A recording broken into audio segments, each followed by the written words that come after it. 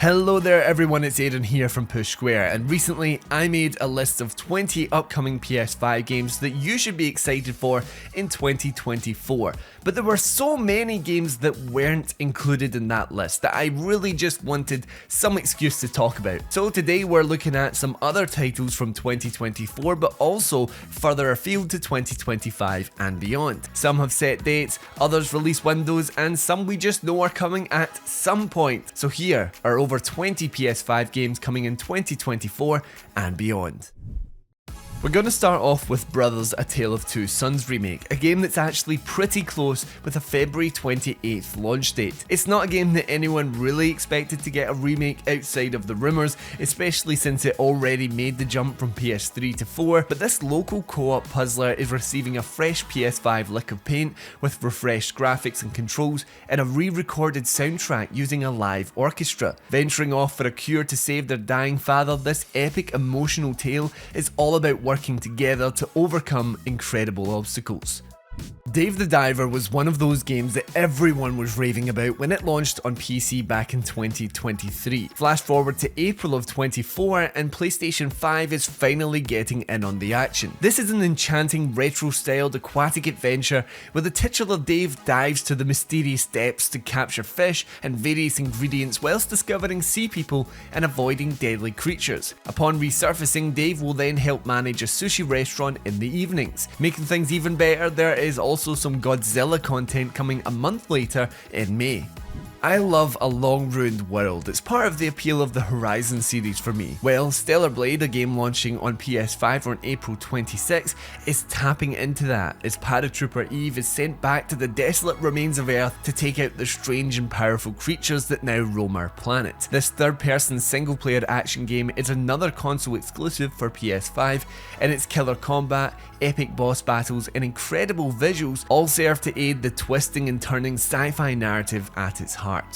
Warhammer 40k Space Marine 2 is a third-person shooter which features both a single-player and up to 3-player co-op campaign. In it, you're taking on thousands of Tyranids set to the expansive lore-filled backdrop of the Warhammer universe. This looks stunning in the gameplay released so far, and it looks as though it'll find that balance between shoot all the big bugs fun and a cool power fantasy as you take in the world and every little character interaction. This is a sequel, of course, to the 2011 game, so for those looking for it, there will be plenty of narrative to squeeze out of this one. Speaking earlier about remakes no one really expected, Until Dawn is making its way to PS5 with a full PS5 remake. Interestingly, this remake of the PS4 classic is not being developed by Supermassive Games, those responsible for the original. Instead, Ballistic Moon will recreate this game in Unreal Engine 5, with revamped graphics, haptic features, and supposedly a brand new perspective, ditching the fixed camera angles of the original. It's not something I feel like we need, although it's clearly to line up with the TV show that's currently in development.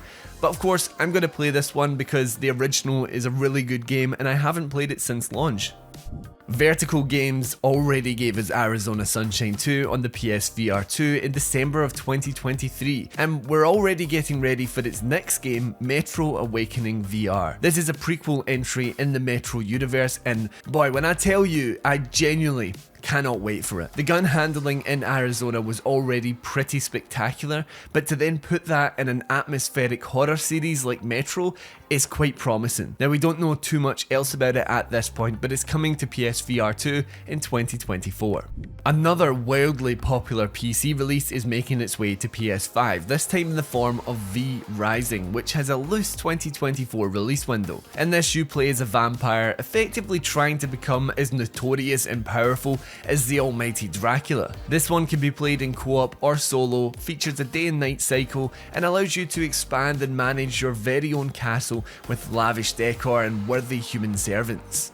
Concord is a potentially exciting game for PlayStation fans as it marks one of the early attempts at Sony's live service efforts. Now, we don't really know a lot about the game just yet, but I am pretty excited for something new and large scale in the live service space that isn't your Destiny or Apex Legends. Obviously, I know very little at this point, but it's sci-fi, it looks colourful from the teaser trailer, and it's an FPS PvP game, so I'm looking forward to see what Fireworks Studios is cooking up.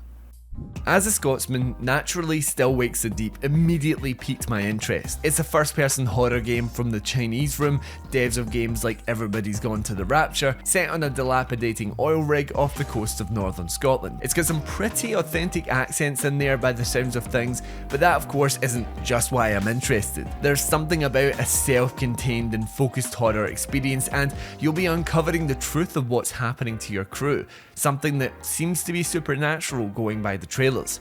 The latest from Hoyoverse is making its way to PS5. Zenless Zone Zero is the long-awaited action RPG with a character action focus set to an urban backdrop. This has plenty of life sim activities to take part in, so for those looking for it, this could easily take up all of your gaming time in 2024 and beyond. Hoyoverse's gacha games like Honkai Star Rail or Genshin Impact have been quiet yet enormous hits for Sony, so I suspect that this will be another one of those for the Chinese developer.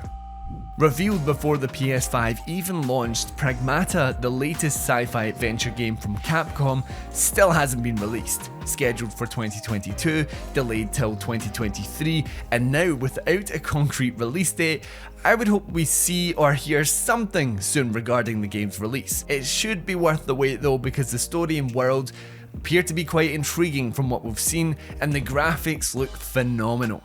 If you're enjoying this video and don't mind the idea of seeing more like it, support the channel by leaving a like and subscribing. Anyway, back to the games. We're jumping ahead to the wild and mysterious plains of 2025 with Monster Hunter Wilds. This utterly enormous franchise has only escalated in popularity in recent years, but things are really heating up with this next entry. From the 90-second trailer we've had announcing the game, the scale is truly impressive, with a new sandy setting, sandstorms, and new flying mounts. It's ushering the franchise into the next generation with a current gen only release, so it'll be exciting to see what that looks like exactly for Monster Hunter. Hideo Kojima is an absolute madman. As if Death Stranding 1 wasn't weird enough, Death Stranding 2 on the Beach, which is heading to PS5 in 2025, looks even weirder, and kinda in the best possible way. Honestly, I'm not the biggest Kojima guy out there, but there were aspects of the gameplay in the first game that I really get into. This may be expanding upon that with its new setting and what looks like landslides and flash floods. Also, it has Troy Baker taking out robots with a lightning shooting electric guitar that doubles as an axe, and George Miller, director of Mad Max Fury Road, in it. There's a lot that I'm keen to check out with this game in 2025.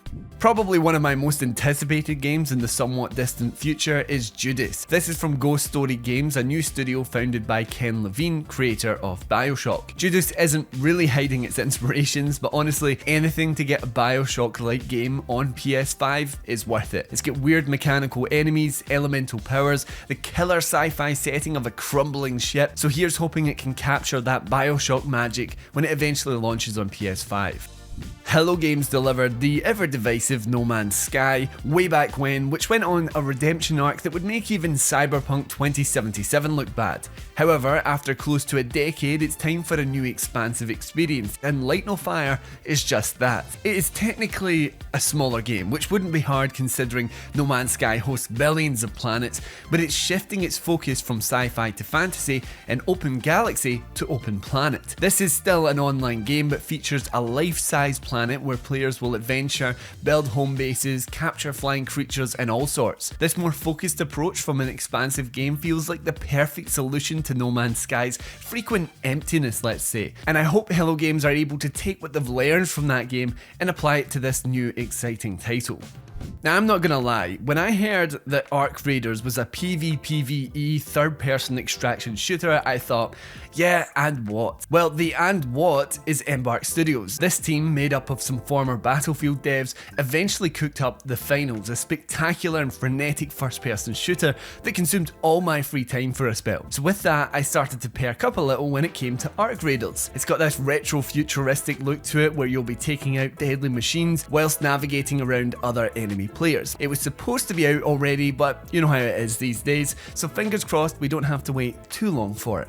What really needs to be said about GTA 6? At the time of recording, it's been 11 years since the last game came out, and this one isn't coming out until 2025. But man, you cannot deny just how exciting a prospect it is. We've got a new setting in Leonida, 2 protagonists in Lucia and an unnamed male protagonist, and a clarity and density that will put most open world games to shame. Now, I don't want to jinx it or anything, but Rockstar has really only delivered bangers when it comes to its new releases, with the likes of Red Dead, GTA 5 and Red Dead 2, so here's hoping that the team has another winner on its hands. Dragon Age Dreadwolf could very well mark the return of BioWare, with the first Dragon Age since 2014. Returning to the continent of Thedas, this fantasy setting is in dire need of a new leader, and by exploring the rugged landscapes and glorious cities, forging alliances and making enemies, that very well could be you. Now, not a whole lot is known about Dreadwolf just yet, but the game's full reveal is set for summer 2024. I'm personally very excited for it to drop, because Inquisition was a game I never really sunk myself into in the way that I wanted to, so hopefully I can do just that with a brand spanking new Dragon Age. We're going for the BioWare double bill, this time for its arguably more popular franchise, Mass Effect. The original trilogy is easily one of the best collections of games ever, and Andromeda is Andromeda. Now, honestly, I didn't hate it as much as some people did, but there is definitely a pang of hope, of excitement, of anxiety over the prospect of going back to this fabled sci-fi universe. Theories are flying all over the place regarding when it's set, how much of a sequel it will be, a lot of which is stemming from the game's spine-tingling teaser from a couple of years ago. We know that Liara is involved somehow, and I just can't wait to see how it all unfolds. I can't think of a better fit for a 007 game than the team behind the recent Hitman trilogy. IO Interactive have kept this one under wraps, but a lot of the DNA of what could be a good 007 game is already in their work. The meticulous planning, dapper suits, and keeping cool under high pressure. My one concern, I suppose, is how IO deals with chaotic action. When all hell broke loose in Hitman, that was when I had the least fun, so it'll need to ensure that there's an entertaining and tightly controlled shooter in there, as well as a meticulous stealth experience. But there's more to be excited about than there is to be concerned, as Project 007 also acts as an origin story as James Bond tries to earn his 00 status. I have been waiting for The Wolf Among Us 2 for what feels like a lifetime. Originally starting back in 2013, The Wolf Among Us was Telltale at its peak. A stunning art style and incredible narrative brought the world of Bill Willingham's Fables comics to life with shocking amounts of cool and a sweet serving of dark brutality. When Telltale eventually closed its doors after the announcement of this sequel, it was pretty heartbreaking. But now that Telltale is back, sort of, The Wolf Among Us 2 is finally on the horizon. If you don't know, this is a dark retelling where iconic fairy tale characters live within a city district with the big bad wolf himself acting as their sheriff. I implore you to check this one out, and after numerous delays, we should hopefully have this game in our PS5 libraries soon. It's hard to truly appreciate the work that Insomniac Games is putting out there. After launching Miles Morales, Ratchet & Clank Rift Apart and Spider-Man 2 on the PS5, somehow it's also got Wolverine lining up for a PS5 launch. Now, this game did go through a pretty intensive hack, and I'm not here to cover any of that today, but Insomniac has a proven track record, and a Wolverine game sounds really interesting. My two big things are, how is the combat gonna feel, and will it be violent enough? And if both of those aspects are nailed in, then I think we're on to another winner. Another PvP extraction shooter is on the horizon, this time from Bungie. This long dormant franchise impressed with a visually distinct trailer, but we've yet to see any morsel of actual gameplay. We know it'll be a first person shooter, which of course Bungie has decades of experience with. Destiny 2 still to this day is one of the best feeling shooters out there. So I'm really excited by the premise of Bungie turning its hand to something new, or sort of new. It's supposedly targeting a 2025 release window, so until then, I'll be patiently waiting to hear more. And lastly, Fairgame is supposedly a fresh PvP take on the heist genre, and another of Sony's live service gambles. This one is from Haven Studios, founded by acclaimed video game producer Jade Raymond, and made up of a lot of ex-Google Stadia devs. This one supposedly allows you to venture into forbidden areas to steal from the ultra rich, collecting plenty of cool loot along the way. Another one we don't know a lot about besides that, so I'm keen to see exactly how this is a fresh take on that heist genre. And that is your roundup of over 20 more games coming to PS5 in 2024 and beyond. Let me know which of these you're looking forward to the most, and remember to check out the first video which focuses on more concrete 2024 releases. I'll link that one down in the description below. If you like this content, then leave a like and maybe even subscribe to the channel. Anyway, genuinely, thank you for watching the video, and until next time, I've been Aaron, and this has been Push Square.